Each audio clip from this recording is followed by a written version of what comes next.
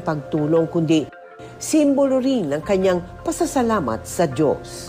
Para ipakita ko rin yung kakayanan ko na makatulong hindi man sa financial na bagay, hindi man sa material na bagay, kundi kung anong meron po ako. Sa tuwing sasapit ang aking kaarawan, masaya akong masaksihan ang malasakit sa isa't isa ng bawat bayaning kapuso.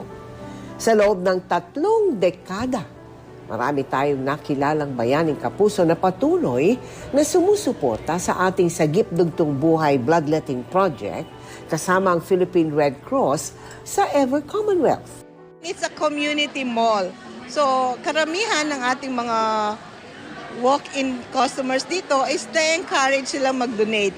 Kabilang dyan, si Conrado na 40 beses nang nakapag-donate ng dugo.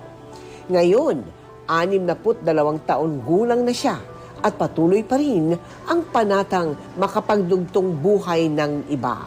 Lumapit ako sa Red Cross, mabilis naman ako nakahingi.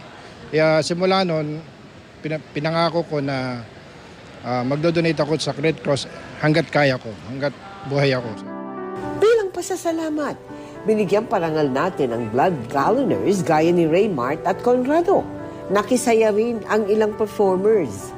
Nagbigay suporta rin sa ating blood donation drive ang Universal Guardians Brotherhood.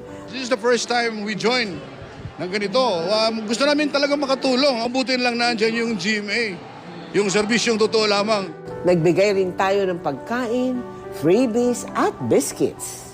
We wanted them to enjoy our Coca-Cola biscuit. And we wanted to thank you, Jamie Kapuso Foundation, for giving us the opportunity to serve our Filipino people. Maraming salamat sa inyong suporta.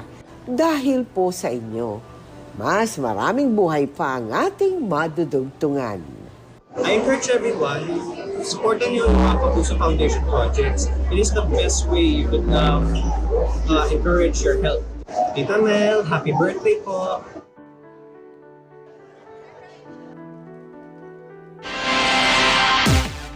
Nagsimula na po ang pangangalap ng Philippine Truth Commission ng mga kwento tungkol sa kung paano nasawi ang ilan sa Duterte drug war. Pag-iisahin ang mga yan sa report na ipapasa sa gobyerno. At nakatutok si Ian Cruz.